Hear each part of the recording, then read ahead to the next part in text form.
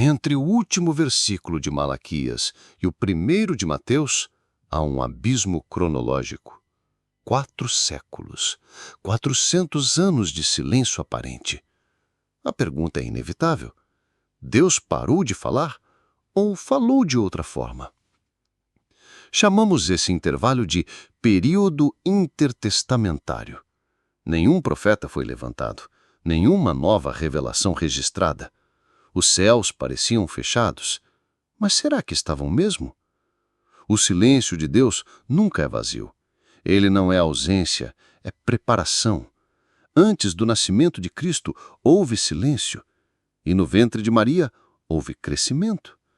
Durante esse período, o povo judeu passou por domínio persa, grego e romano. Nenhuma palavra profética, mas muitos movimentos espirituais e políticos. O mundo estava sendo preparado para receber a palavra encarnada. O templo foi profanado, os fariseus e saduceus surgiram, a sinagoga se tornou centro de adoração. Deus parecia distante, mas estava moldando a cena do maior ato da história. É no silêncio que Deus constrói fundamentos. O barulho assusta, o silêncio ensina. Quando Deus silencia, é porque está prestes a falar de forma que ninguém esperava. Malaquias termina com uma promessa. Eis que vos enviarei o profeta Elias. E 4 séculos depois, surge João Batista no deserto, ecoando uma voz que rompeu o silêncio. João não era o Messias, mas a ponte entre o Antigo e o Novo. Ele não veio com sinais, mas com uma mensagem. Preparem o caminho. Deus está voltando a falar. E quando Deus voltou a falar, não foi com trovões, foi com o choro de um recém-nascido em Belém.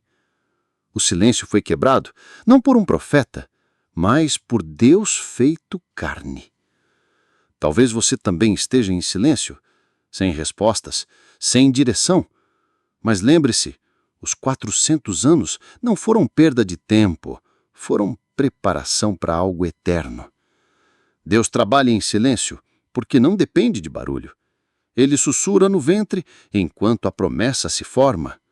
Ele molda o mundo, mesmo quando ninguém vê. Enquanto todos achavam que Deus havia parado, ele estava conduzindo impérios, preservando a linhagem, posicionando José. O silêncio não era a omissão, era a estratégia divina. Deus não estava calado, ele apenas trocou o volume. E muitos, por esperarem trovões, não ouviram os sussurros santos que preparavam a vinda do Salvador. Quando Deus parece silencioso, talvez seja a hora de mudar nossa escuta. Ele ainda fala, mas talvez não no tom que esperamos. Ele ainda age, mas nem sempre no tempo que desejamos. Os 400 anos nos ensinam sobre maturidade espiritual. Nem sempre Deus nos responde, mas sempre nos molda. E às vezes o silêncio é o molde mais profundo. O silêncio revela a nossa fome. O povo de Israel ansiava por uma palavra. E quando Jesus falou, multidões se reuniram. A espera cria sede, e a sede prepara o coração. Quando tudo em sua vida parecer calado, lembre-se, Deus não desiste do plano só porque você não escuta o eco do não dito. Ele trabalha mesmo no oculto. A Bíblia está cheia de silêncios que antecedem milagres. Entre a promessa e o cumprimento, há um deserto. Entre a oração e a resposta, a fé sendo formada. Que os nossos desertos espirituais sejam como os 400 anos.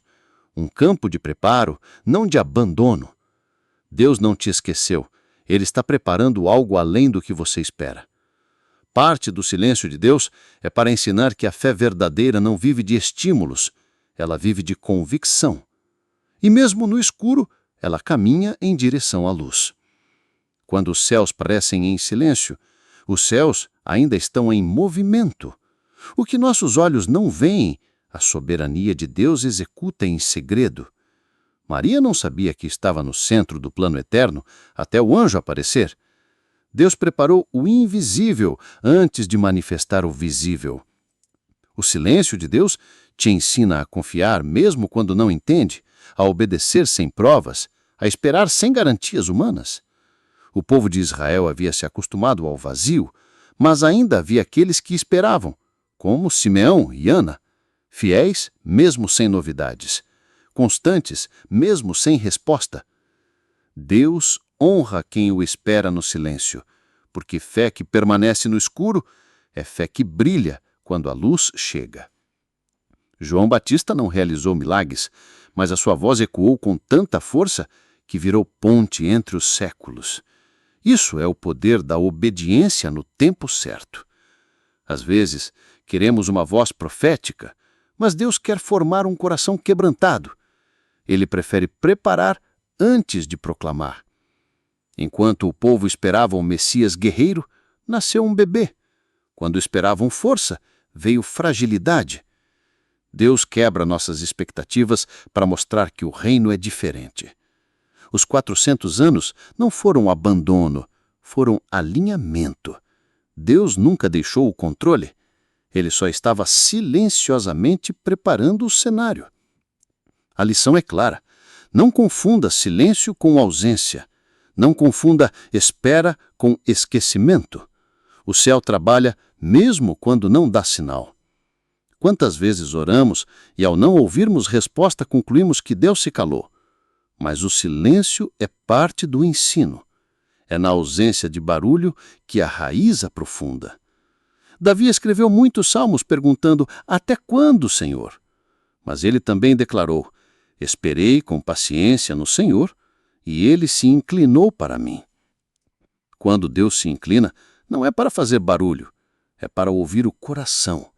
E ele escuta mesmo os sussurros da alma ferida. O silêncio nos ensina a escutar, a baixar o volume da ansiedade, a sair do controle e permitir que Deus seja Deus. Nos dias atuais, o barulho é constante, mas o Espírito ainda se move no secreto, ainda fala no íntimo, ainda guia com suavidade. Os 400 anos foram vencidos por um choro de bebê, uma voz doce, mas eterna. A palavra se fez carne, o Verbo rompeu o silêncio. Em sua vida, um silêncio também será rompido. A resposta chegará, mas talvez não da forma que imagina. Talvez venha no quebrantamento, na simplicidade, no inesperado. Até lá, confie no processo. Deus não trabalha por pressa, mas por propósito. E o que Ele constrói no silêncio é eterno. Que o seu coração não se perca no eco do não dito, que ele se firme no que já foi dito. Eu estarei convosco todos os dias. Porque mesmo nos 400 anos de silêncio, Deus não deixou de escrever sua história. E agora, Ele continua a escrever a sua, em silêncio, em graça, em amor.